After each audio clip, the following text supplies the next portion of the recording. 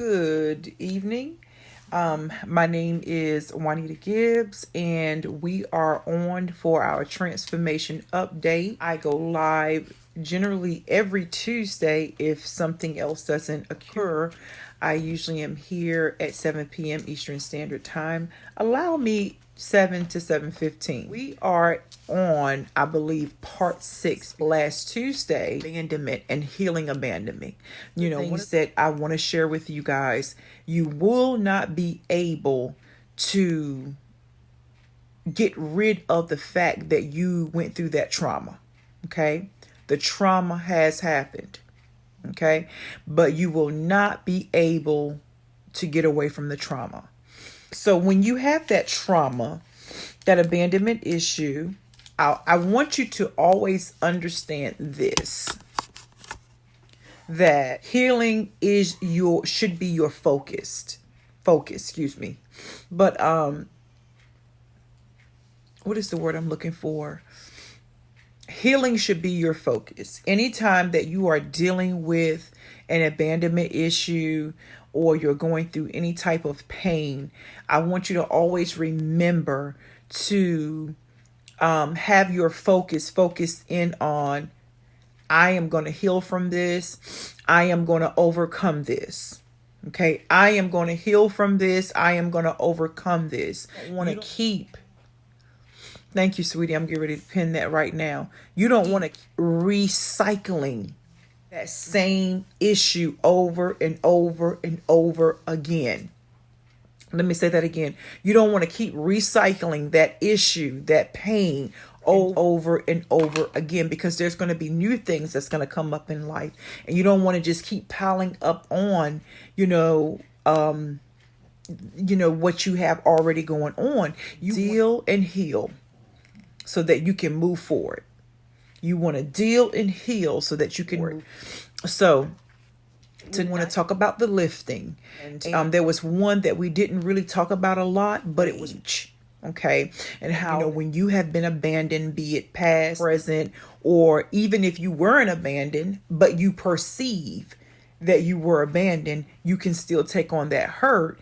You will deal with the rage. You'll deal with the hatred. You'll deal with wanting to, get back at them.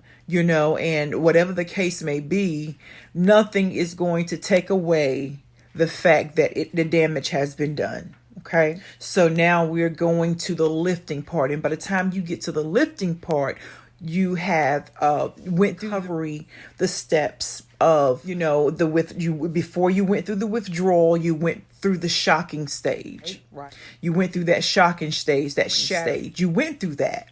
And you experience like, whoa, I can't believe the love of my life, or I can't believe the people that were so valuable to me hurt me, raped me, left me, just walked out on me, made me feel good, but at the same time dropped me on my head. I can't believe that this has happened to me. So you go through the shock, you go through the shattering, then you go through those withdrawal stages.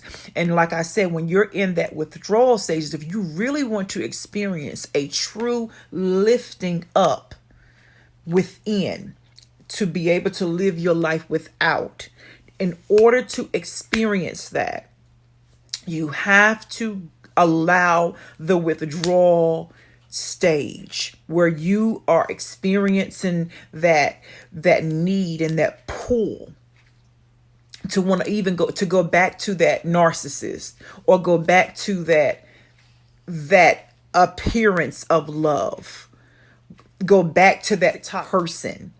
You're going to experience that withdrawal, because now you are like a newborn baby that is now in the 8th or 9th month, and you're trying to wean them off of certain things, and you're inside, you're crying, and you're saying, feed me what I have been getting fed before. Your physical is craving them. Your physical is craving that attention. And the underlying root of that is because there is an abandonment there, okay, that has never been healed. Mind you, you are now, let's just randomly, you're 45, or you're 68, or you're 75. But the real issue is you allow this toxicity in your life because you don't love yourself. That's the foundation. You allow the toxicity in your life, not everybody, but because we're focusing on the abandonment root. Most people that have not been healed at the root with that abandonment seed, that seed root that's there, they allow a lot of toxicity in their life. They allow people to treat them any kind of way. In fact, they even open their self up to wrong love. Because they don't know what real love is. They definitely don't know what self-love is. Because listen, you guys, when you really, really, really love yourself, you don't allow perversion. And when I'm speaking of perversion, I'm not talking about just homosexuality. Perversion is anything that you are not seeing correctly. Or not, you're not perceiving it correctly. You're looking at a thing from a twisted angle. So you may think what they're giving you is love. And so that's why it is vital to walk through the stages of healing. And a lot of people in different scenarios realize when you've suffered any type of emotional abuse, physical abuse, the emotional abuse came from somebody verbally abusing you. When you allow that in your life, and you come out of it, you are actually experiencing a trauma because now you went through that and it affected you on a psychological level and a emotional level, whether you know it or not. You don't even realize the impact, whether you allowed it or not. You are suffering. And so it is vital to heal. And in the church, we stress physical healing. God is the healer of any diseases or, whatever physical ailments that we may go through. We stress that. However, he is not limited to our physical healing. He's also wanting to heal the inner part of us that is hurting. He said, "The Lord restores my soul." He wants to heal you where you're hurting it on the inside from wounded issues. So when you get out of a situation and you're looking for another man to fix you right after you come out of this relationship, rather than pausing and allowing the process of healing so that you can learn to love you. So that you won't allow yourself to be put in those situations again. So in the lifting, when things are settling down and you've went through that withdrawal, now you need to learn the lesson. Learn the lesson. You don't want to just say, "I'm moving on. I'm moving on." See, you may physically move on, but internally still be stuck. So when the next relationship come and you guys are intimate, not just sex, but when communication comes on the scene, when he goes out to go to work or even go to the store because you didn't never heal that abandonment from the last relationship, and you never healed the abandonment from years ago, you're going to have the fear of, they're going to leave me. The fear of losing them. And where you should be enjoying your marriage, learning to grow that marriage, now you're focused on what? Are they going to leave me? Are they cheating on me? Because when you have an abandonment root, you have many fears. And one of those fears are fear of losing people. Even the ones that you don't even need in your life.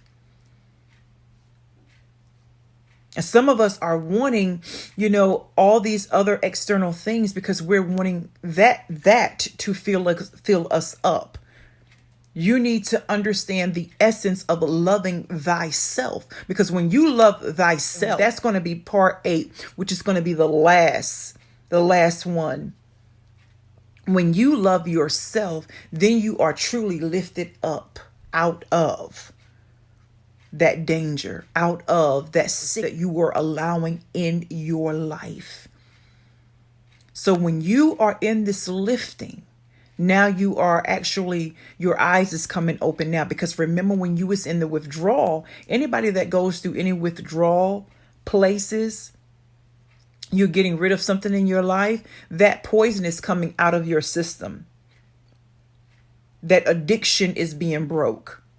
That pattern is being broke. That is why it is important, especially if you was in a relationship with an overt narcissist or a covert narcissist.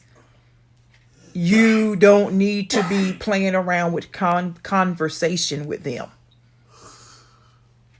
When you're in your withdrawal stages and you want to keep running to them to fill you up. You want to hear their voice to fill you up. You want to have a little sex with them to fill you up. Every time you're doing that, you're putting yourself right back. The withdrawal is you are put in rehab away from the addiction.